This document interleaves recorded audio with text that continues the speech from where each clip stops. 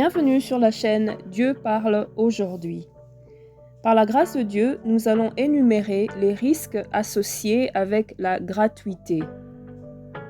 Veuillez comprendre que ce n'est pas un message de condamnation ni de jugement, mais c'est un message d'amour pour vous prévenir de certains dangers par rapport aux actes de bénévolat que pose le monde.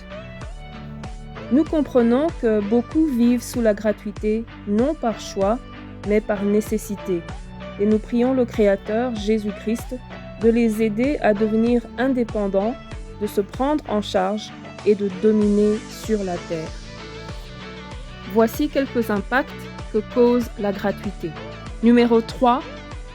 Impact social. Derrière le gratuit est caché un esprit. Le gratuit peut entraîner à la paresse et peut voiler ton potentiel. Il peut obscurcir ta conscience et t'empêcher d'avoir un discernement en ce qui concerne ta vie, t'empêcher d'avancer. La Bible dit que l'homme se nourrira à la sueur de son front. Pour vivre mieux, il faut exercer un travail, car ce qu'on te donne gratuitement n'est pas toujours suffisant. Numéro 2. Impact physique. Une personne qui aime la gratuité n'exerce pas toujours le choix. Il peut recevoir de n'importe qui. Son seul objectif est de recevoir et ce qu'on va lui donner. Il ne sait pas à quel moment un danger peut arriver. Même quand le gouvernement te donne, il obtient de plus en plus d'emprise sur toi et petit à petit commence à limiter tes droits sur toi-même et même parfois sur tes propres enfants.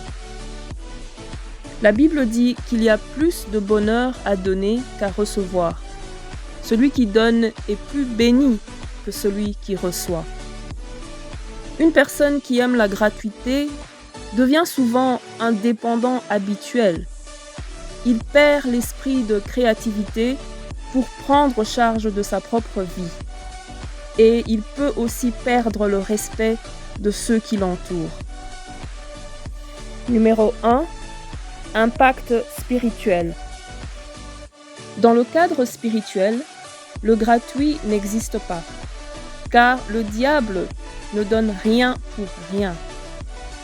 Seul Dieu donne sans demander quelque chose en retour.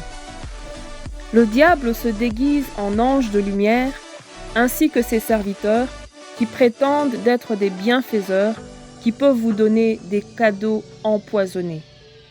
Récemment, des poisons avaient été détectés dans les boîtes de purée pour bébés. La gratuité peut entraîner à la mort. Le diable, déguisé en ange de lumière, fait des œuvres caritatives, connaissant que l'homme aime le gratuit. Dieu est le seul qui fait des dons, sans rien demander. Tout ce que l'homme fait, il attend un retour, même s'il ne le proclame pas. La gratuité est souvent égale à la réclamation. Seuls les enfants de Dieu exercent la vraie charité. Dans la gratuité, plusieurs ont vendu leur âme au diable en aimant la facilité. Les enfants de Dieu doivent dépendre de Dieu et non dépendre d'un organisme ou d'une personne ou un groupe de personnes. L'or et l'argent appartiennent à Dieu. Et si vous demandez en tant que votre Père, il vous le donnera.